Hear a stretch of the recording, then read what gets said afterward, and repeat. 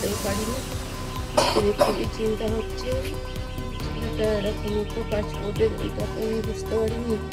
সবসময় তো ক্রিকেট ছাড়া তো কিছুই জানতো না, সবসময় ক্রিকেট ক্রিকেট করে। আর বিরাট কোহলি সবসময় হয়তো তার একটাই নাম, ভগবানের মতন তাকে ভালোবাসতো। এবং সে চাইতো যে আমি আবার বিরাট কোহলির আমি চরণ ছোঁব, ভগবানের পা আমি ছোঁব। সেই হিসেবেই যখন ওই জন্য খেলা দেখতে গিয়েছিল IPL, এবং যখন বিরাট কোহলি যখন 50 রান কভার করেছে তখন আর সে তার আবেগ রাখতে পারিনি। ছুটে তার প্রটোকল ভেঙেছে, জানি এটা আমি অপরাধ, কিন্তু আবেগে এই কাজটা করে ফেলেছে। প্রচণ্ড পরিমাণে বিরাট কোহলিকে ভালোবাসেছে। আমি চাইছি এই অপরাধটা যেন তাকে মার্জনা করে দিয়ে তাকে যেন ছেড়ে দেয়। আর আমি আবার আমার ছেলের স্বপ্ন বড় ক্রিকেটার হবো। আমি আবার আমার যতটুকু সামর্থ্য আছে সেই দিয়ে আমি আবার আমার ছেলেকে ক্রিকেটে ভর্তি করবো এবং তার স্বপ্নটা পূরণ করারও চেষ্টা করবো। তারও ইচ্ছা যে আমি ক্রিকেটার হবো বা কোহলির মতন আমি খেলবো। এটুকু যেন সব আমি ক্ষমা প্রার্থনা করছি যেন তাকে ছেড়ে দেয় এবং ভালো ব্যবস্থায় সঙ্গে আমার ছেলে ফিরে আসে। আমি এইটুকুই পুলিশ কর্তৃপক্ষ এবং কোর্টের কাছে আবেদন করছি এবং বিরাট কোহলি স্যারকে বলছি যেন এই খবরটা যেন যদি আমার কানে যায় আমার ছেলেকে একটু ছাড়ানোর ব্যবস্থা করবেন।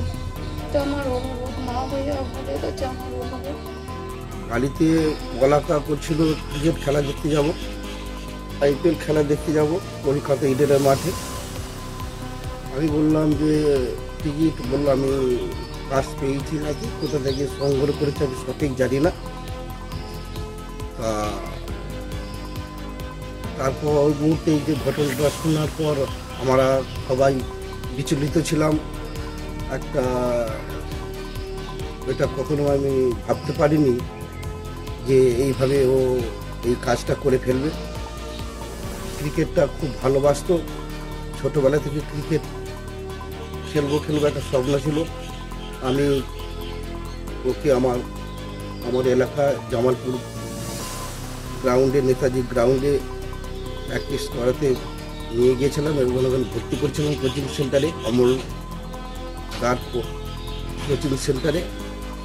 তারপর খেলতে শুরু করে এইভাবে ও বড় ক্রিকেটার হবো, ভালো খেলবো, বিভিন্ন ক্লাবের হয়ে খেলবো, বিভিন্ন রঞ্জি ম্যাচ খেলবো, এইভাবে খেলতে খেলতে IPL খেলবো, এইভাবে ও বলতে থাকে। কিন্তু আমার কাছে তো অর্থনৈতিক সেভাবে সংহতি নেই, তার ফলে আমি ওকে বড় কিছু ক্লাবে দিতে পারবো এই ছিল।